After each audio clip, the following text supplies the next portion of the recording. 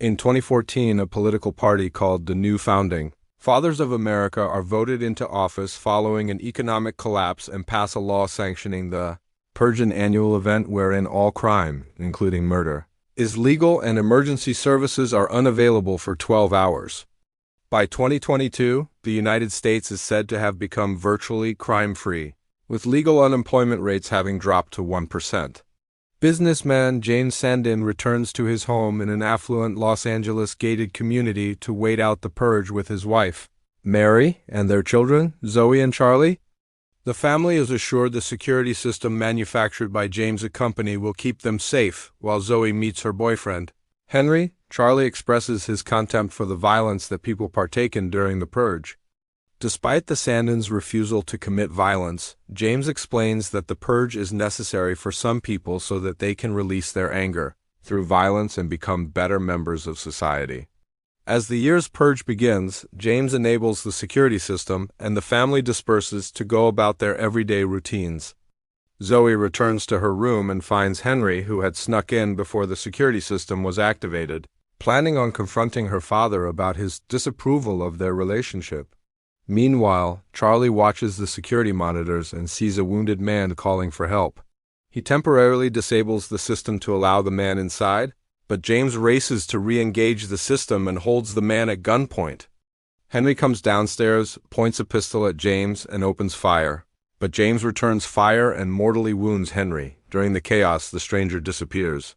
The family sees a gang of masked, heavily armed young people arriving at the front lawn through the surveillance cameras. The leader demands the Sandins release the homeless to them, warning that failure to comply will result in the gang invading their home and killing them. When Mary asks about the security system, James admits it is incapable of withstanding a determined assault. The family finds and captures the stranger to give him to the gang, but they realize they have become just as barbaric as them and, instead, choose to defend him and themselves. After the deadline passes, the gang breaks into the house, and James fights back and kills several of them before the leader stabs him.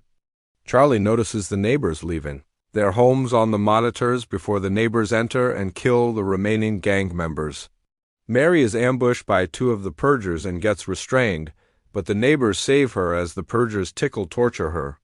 The leader attempts to kill the family but is killed by Zoe, while James dies from his injuries.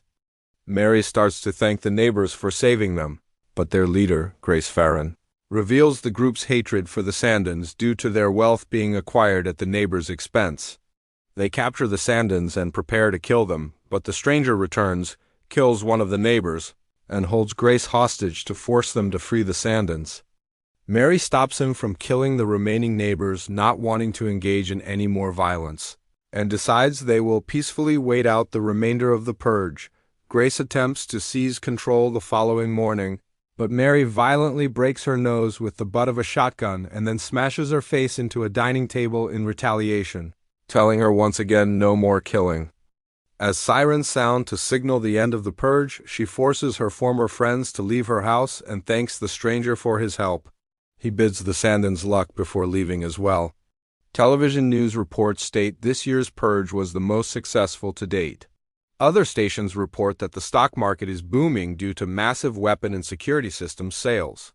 A man's voice speaks of the loss of his patriotism after the death of his sons the night before. Thanks for watching. Follow for more.